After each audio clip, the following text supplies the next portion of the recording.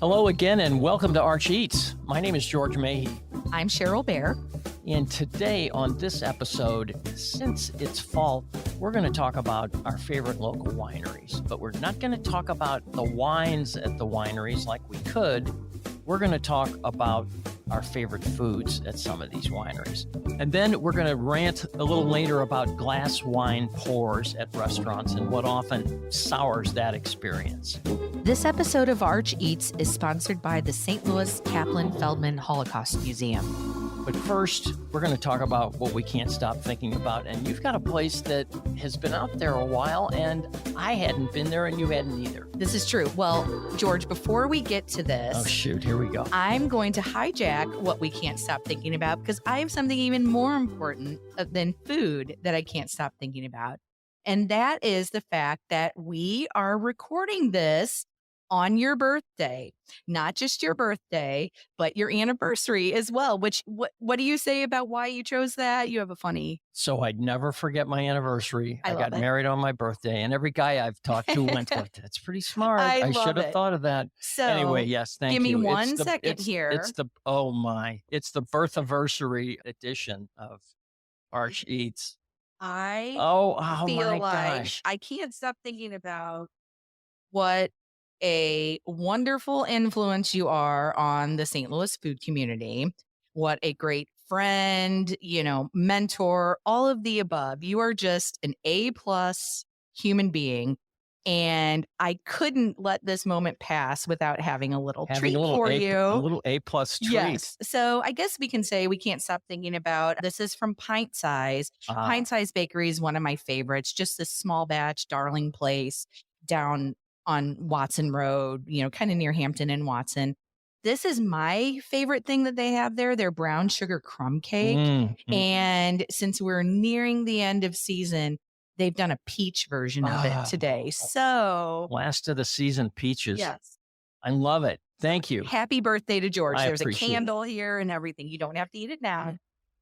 That was the candle going out, folks. We didn't get up to the total number. We don't need to do that. But thank you so much. This I was not expecting. Yes, I thank can't believe you you. remembered, but thank you. So Meanwhile, this restaurant that I recently discovered, even though it's been around for a bit, is called La Quila.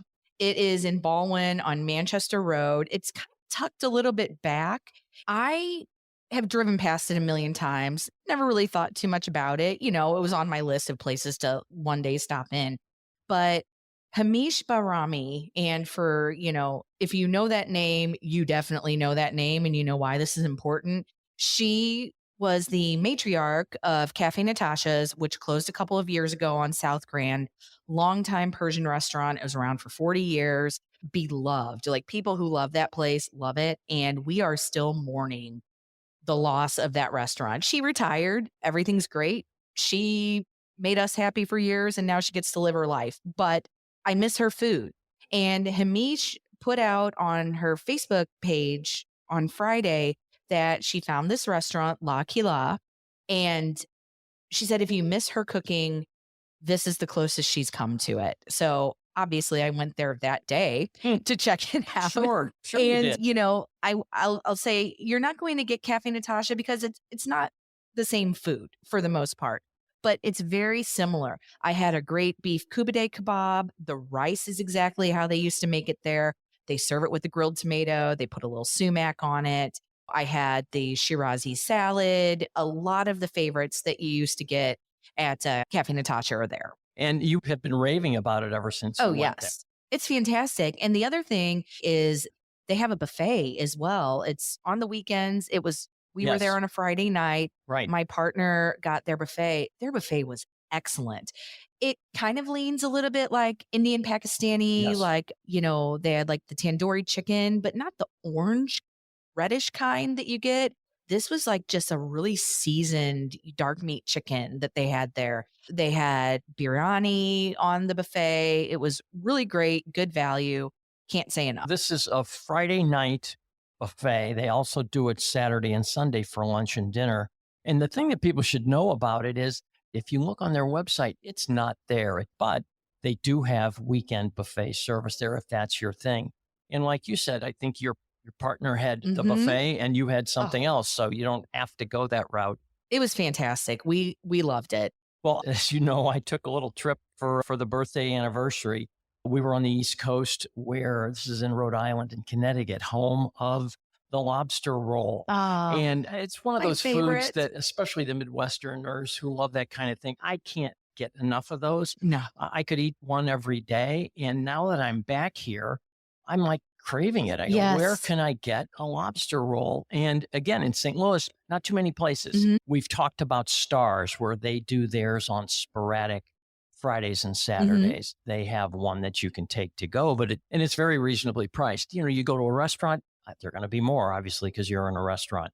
I guess Peacemaker is probably the most well-known place for a lobster roll. Another place is Yellow Belly. They have a mini lobster roll. And then you get into the kind of the hybrids, Napoli Sea and Gulf Shores. They do seafood rolls. It's lobster and shrimp and, crab salad. And it's kind of I get it. And that's perfectly fine because they're $20 instead of 30 plus. You can definitely afford those seafood rolls. What I'm here to tell you, though, we might have talked about this before, at Bristol Bar and Grill in O'Fallon and in Creve Coeur at happy hour from 4 to 6:30 daily. Love that they've got a daily happy hour. I think it goes till 7 in O'Fallon. They do mini New England lobster rolls No. Are you for serious? 10.50. What? And it's unbelievable how good these are and how cheap they are. And I don't even know how they do it. Their wines are $6. Their cocktails are $8. This is like happy hour prices from 10 or 20 years ago. And people forget about Bristol because it's been there. When I say Hmm. decades, I'm not exaggerating. I don't know how many decades it's Oh, been out there. forever. And they started in Kansas City, came here, and that one, it just hides in plain sight out there in Creve Coeur. I just might hit up happy hour for a lobster roll. Oh, that sounds like a good plan. Count me in too. They're one of my favorites as well. It's a great place. And again, people forget about it and they shouldn't. And again, this bar and patio happy hour at Bristol. Oh, what a great tip. We'll be right back. Experience the covert mission of real-life spy and artist Peter Malkin in St. Louis Kaplan Feldman Holocaust Museum special exhibit, The Artist Who Captured Eichmann. Malkin, who helped capture Nazi war criminal Adolf Eichmann, documented his mission by sketching on the pages of a South American travel guide. See his works in this powerful exhibition that blends history and art, on display through June 1st, 2025. Get tickets at stlholocaustmuseum.org. And now, back to the show.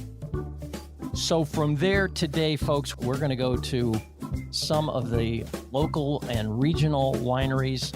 We base this on a guide to wineries near St. Louis, which is an article that both you and I contributed to back in late 2023, which was comprehensive, like all our things tend to be. We covered 80 wineries. We can't help ourselves. So, no, folks, we're not going to go through 80 today. We're going to pick our top 5 dishes or food menus from our favorite wineries. So, that said, I'm not sure exactly what yours are. I kind of told you what mine were, but why don't you go first and kick us off? Sure. And I just wanted to, kind of set the stage here a little bit, that the reason we decided to go this route is I think when people think about Missouri wine country or the region's wine country, because we include Metro East in here as well, we don't go to the wineries because we want to enjoy a glass of like vignoles or what have you. We go because we want to sit outside on a beautiful day, listen to live music, and just enjoy the season.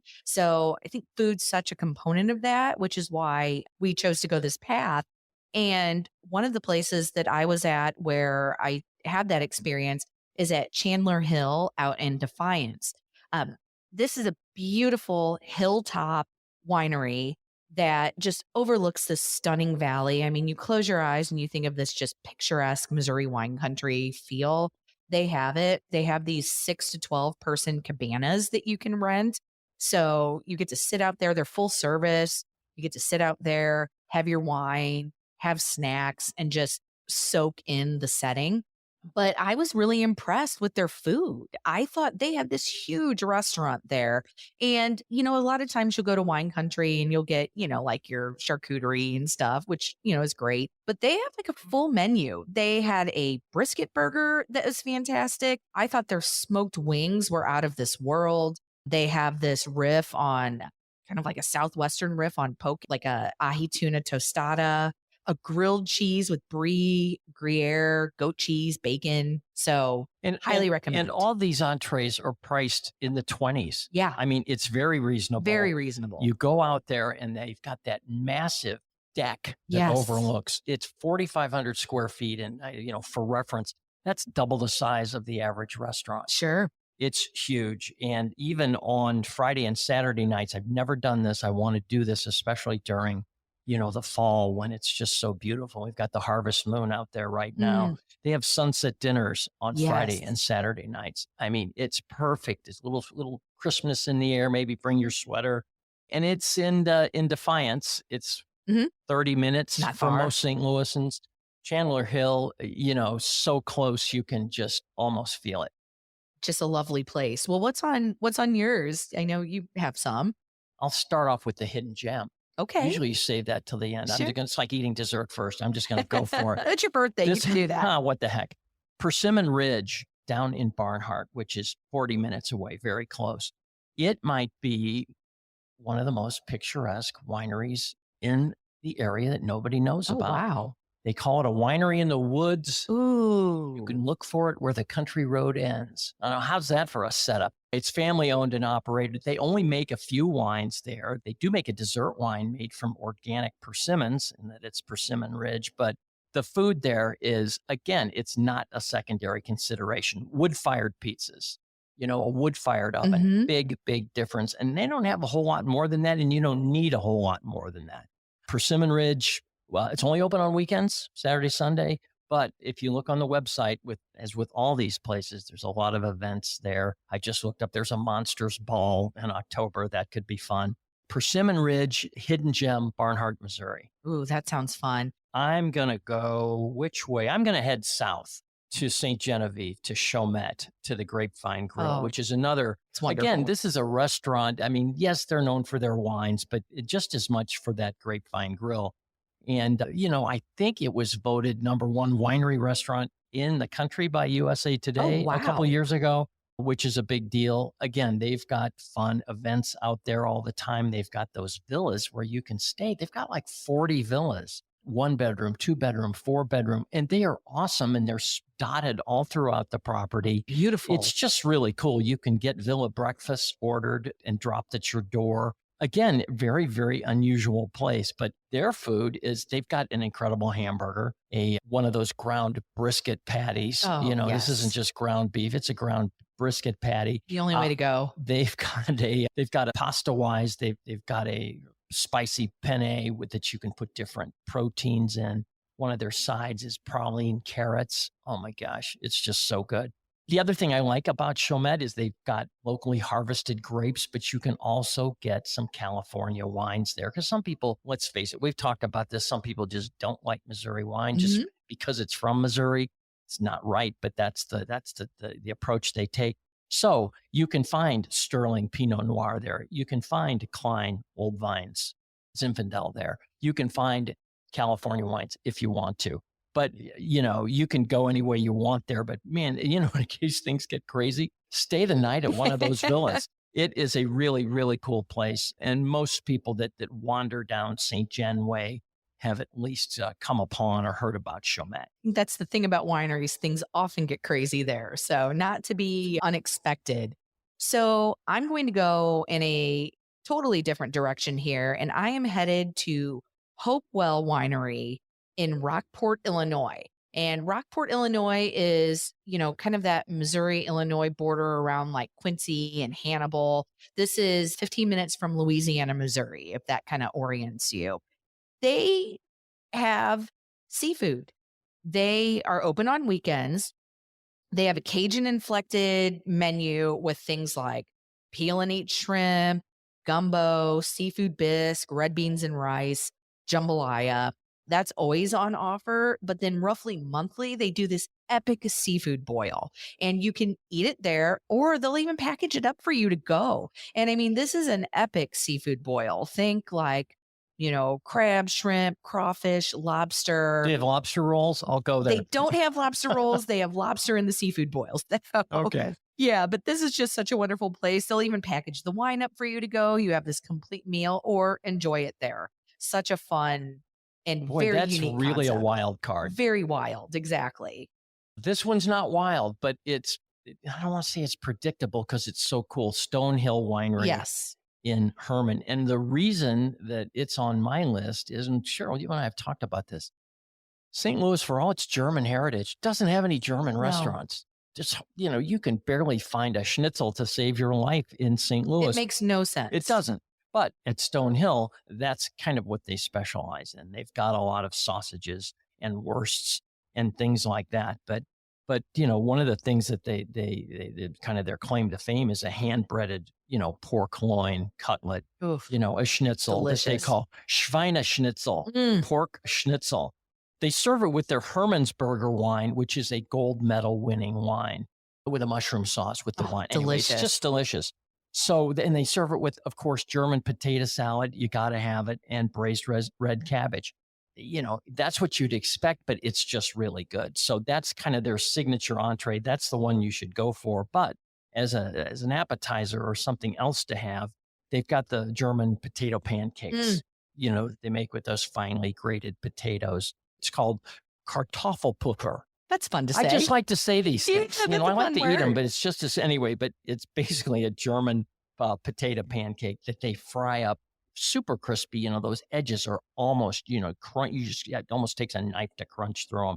They serve theirs with some bacon on top and some chunky applesauce, which is the way you should serve that. Sounds like the name you'd call someone who's like acting like a buffoon or something. Yeah, we might have to coin that term. They're being insulted or complimented. That's Stonehill. And again, go for the wines for sure, but there's where you get your German food fix. Yeah, well, and I'm going to play off that because the other one on my list, and I think these are probably the two German places here in town, or not even in town, in the region, Hermannhof. And not Hermannhof, the winery itself, they have a partnership with a restaurant called Tin Mill. And, they kind of play off one another. They serve, the Hermannhof wines in there. They're right next to each other. So you go to the Hermannhof tasting room, you walk over and you have dinner at Tin Mill. And, they have a lot of classic American steakhouse fare. They have crab cakes. They have a really nice strip steak, whiskey barbecue chicken. But again, I think you're in Herman, Missouri. Embrace the German heritage with, Spätzle, schnitzel, those potato pancakes we talked about. I already forgot the name. Red cabbage sauerkraut. Yeah. Kartoffelpuffer. I love it. German sausage, German pork meatballs, pork and beef meatballs. Wonderful. And the town is so cute. It's right there on the river. You're having this immersive experience. And I can't say enough about how beautiful it is to be out there. And if you don't want to go that far, it's kind of a segue here. Drive out to Wright City to Cedar Lake Cellars. Oh, yes. I was just at a wedding there. It was lovely. And they do a lot of weddings there. I mean, and it's spectacular. There's 400 acres. I mean, it's this massive property. There's a couple lakes. And again, they're another one of those wineries that they've got their Missouri Norton and Vignol and the sweet Missouri wines, but they've also got some wines from Napa Valley and Sonoma, Paso Robles. They've got some California wines there too. But again, that's a place. They're always got an event going on. Anytime we do a roundup of events, Easter, Mother's Day, Father's Day, New Year's Eve, whatever it is, their Cedar Lake Cellars is doing something cool. On a normal day or night, they've got a signature burger that I like. It's $20. Ground chuck, short rib, and brisket. The famous trio. It's the trifecta of burger blend. It's a great burger. They've got a chicken dish that's stuffed with prosciutto. That's great. I haven't tried their prime rib, but it's really reasonably priced. It's only $30. So that I'm looking forward to. They've got, again, all these different experiences. They've got a fall fest coming up in October. It's cool because you can just go there and hang out, but there's also VIP access to this elite experience where you get an open bar and appetizers and your special live music and a bonfire and a s'mores kit. Oh, And there's fun. fireworks when it's over. Oh, so fun. Anyway, again, just look up. I just whenever there's a slow news day, I look up what's going on at Cedar Lake Cellars because there's always something, and it's not that far away. It's a lovely place. I would say they actually have signs that caution people to watch out for the swans that bite out there. So, just be careful. Don't imbibe too much and try and chase a swan. It's not going to end well for you. But you don't have to worry about that at the next place And on you'll my end list. up in the right city jail. Exactly right. I'm cheating. I will admit I'm cheating with this one, but I could not include it. This is Root Food and Wine in Augusta. Mhm. And the reason I'm including it, even though it is not a winery per se, it sits in the heart of Missouri wine country. This is owned and operated by Chef Philip Day in an old little converted house in the middle of like kind of the residential part of downtown Augusta. You will blink and you will pass this place. You'll think it's just, one of the other houses. It's just there. another house on the street. Exactly, which I think adds to its charm. But this is some serious culinary firepower there. He, this year, was a semifinalist for the James Beard Award for Best Chef Midwest. Very well deserved. He has a little bit of French influence in his background. Café de France, Chez Leon, Malmaison. He did some time at did some time. It sounds Yeah. like he was in jail. He had the wonderful experience of working at the iconic Niche. And he's just so talented. I wouldn't call this a tasting menu per se. You can order individually, but they have a really great deal where you can either choose 3 courses, 5 courses, or a full chef's tasting menu. And really great farm to table seasonal cuisine, an amazing trout entree. I had a really good kind of trio of beef, I think it was, when I was out there. But the thing that's the kicker, and they don't have this all the time. The menu does change. So just, you have to go in there and kind of expect the unexpected. But one of their signatures is this mushroom soup. And you're thinking, really, a mushroom soup? It is outrageously good. It is one of those dishes that just haunts you forever, like smoky, earthy, umami. They pour it tableside, steams up, and there's this aroma throughout the whole table. So do not sleep on the mushroom soup. It's excellent. And they're dinner time only, but they do have Saturday lunch. They serve an excellent burger. It's like one of those thick, monstrous burgers with, a mushroom ragu, white cheddar cheese, scallion aioli. You have that. They have this cute little like terrace that sits out in an herb garden. Sit there, have that glass of wine. You're a happy person. But it's so, especially since that James Beard. Oh, nod, yes. You don't walk in there. No, you have to plan. You've got to make a reservation for folks like me that just like to just decide where I'm going at 5:00 at night. Nope, this isn't the place for that. It's not big, and 30 seats, I think it is. yeah, and it's extremely popular and well deserved. It might be 2 or 3 or 4 weeks before you could get in, but well worth the time. Well worth it. Well worth the drive. Great place. Short drive away, Villa Antonio down in Hillsboro. And I first went there, heard about it, hadn't been there 7 years ago for the first solar eclipse. Oh, yes. Yes. I went down on my little scooter down to Hillsboro to this place I'd never been. And it was spectacular, beautiful lakeside. We're watching the eclipse by the lake. Now they've got fire pits you can rent. They've got a lakeside gazebo that holds like 24 people that you can rent. It's open every day, which is cool. They've got the same ownership for a long time, kind of Italian heritage. It's just a lovely, lovely place, rolling hills. What I like there is they've got a wine poached pear salad. Their burger is delicious. They decide to put kind of Italianize it with some burrata and basil. Ooh. Lovely. Wood-fired pizzas, again, makes a big difference. And really the different thing about Villa Antonio is you'll see with some of these wineries, they're starting to kind of branch out and spread their wings and their brand. There is a brewery on site there called Sandy Valley Brewery. Have you heard of this I place? have not. No. So it's kind of an adjunct, but it's, I think, about 5 years old. It's this small batch kind of experimental brewery, on site consumption only. It's very, very boutiquey.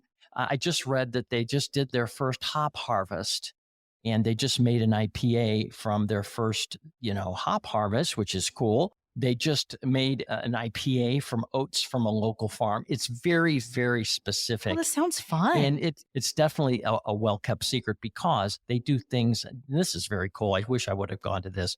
It was their first foraging and fermentation foray. Ooh, And sounds festive. it So is. many F's. And and the brewmaster takes you out into the field. You've enjoyed some marigold and honey muffins from the farm. You've got some chicken of the woods crostinis, Mm. which had been harvested close by. You're sipping on some Paw Paw IPA, Oh, fresh from the wow. fermenter. And this thing is really cool. He's only opening it up to 10 people. And I know he's done one. He's scheduled the second one. I bet he'll do a third one in October, but I would keep my eye on that because it's just really cool. You really learn about what's growing there, why they use it in their beers. And it's just this kind of deep dive into foraging and beer making that comes as a result of foraging. Again, you're going down there for the wine and for the burger and the poached pear salad, but don't forget about this Sandy Valley Brewery. It's kind of hiding in the background, but it's, maybe one of the coolest parts about the place. And you know what? And now that I'm kind of looking through this, again, this long list of 80 wineries that we talked about, by the way, they're listed by direction, which I think is really smart. Mhm. We've got them north, south, east, and west, which Yes. I think you said. And what's good about that is like, wait, we're heading south to wherever.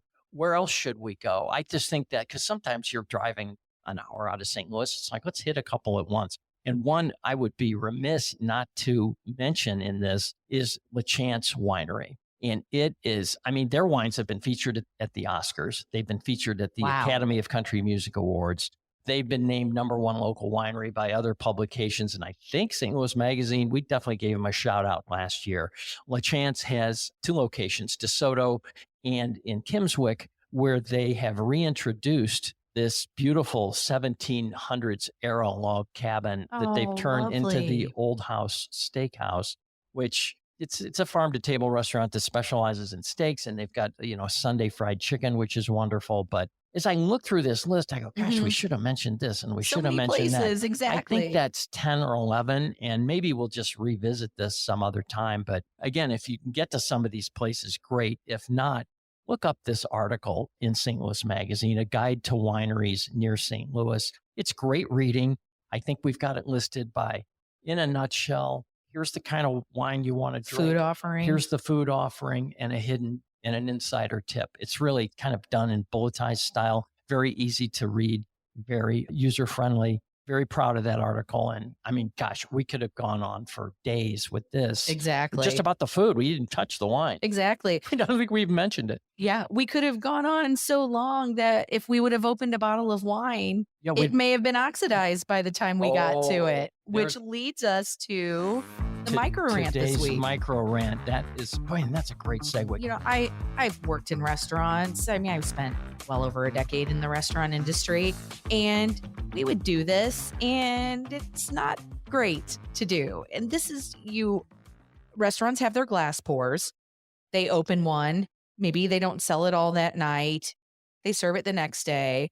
Maybe they don't sell it all that next day. And they keep pouring it until the bottle's gone. And by the time you get a glass, it is oxidized. It's just flat. It is nothing like what it should be to experience. And I find that very frustrating. I find it happens pretty often. It's an off odor and an off taste, and it shouldn't happen at all. You're putting this out on a 75-degree bar top, and this wine's going to go south in a couple, 2-3 days. Sure. What you can do, you can refrigerate those Mhm. reds. I'm not against doing that. Just make sure you take them out a couple hours before service. Keep them in a temperature-controlled cooler. That helps. Or, and I do this at home, I put the prices on my bottles of wine just because I always forget what I paid for them. Take a Sharpie and just put the date on there. Yes. And when that thing's 2 or 2.5 days old, it's got to go somewhere. It's got to be disposed of or pour it out at the bar and you have a wine special that night. That's how you do it. That's how restaurants should do it instead of trying to slip them by us, you know. Because we can tell. We can tell, and some people can't tell, and they just go, I just didn't care for that wine. It could have been a perfectly lovely wine that just went south because the restaurant didn't care enough to pay attention. Don't do that, restaurants. That's today's micro rant. That's today's episode. Best dishes. See you next time. Be sure to follow us and share with your friends. We always provide links in the show notes for everything you heard about today. And don't forget to hit that subscribe button and follow along on Instagram at St. Louis Mag. And feel free to give us a follow personally at George Mahey and Cheryl A. Bear. If you loved what you heard, show us some love by rating and reviewing us on Apple Podcasts. And if you're hungry for even more content, you can subscribe to our dining newsletters for the freshest coverage on the local restaurant and culinary scene.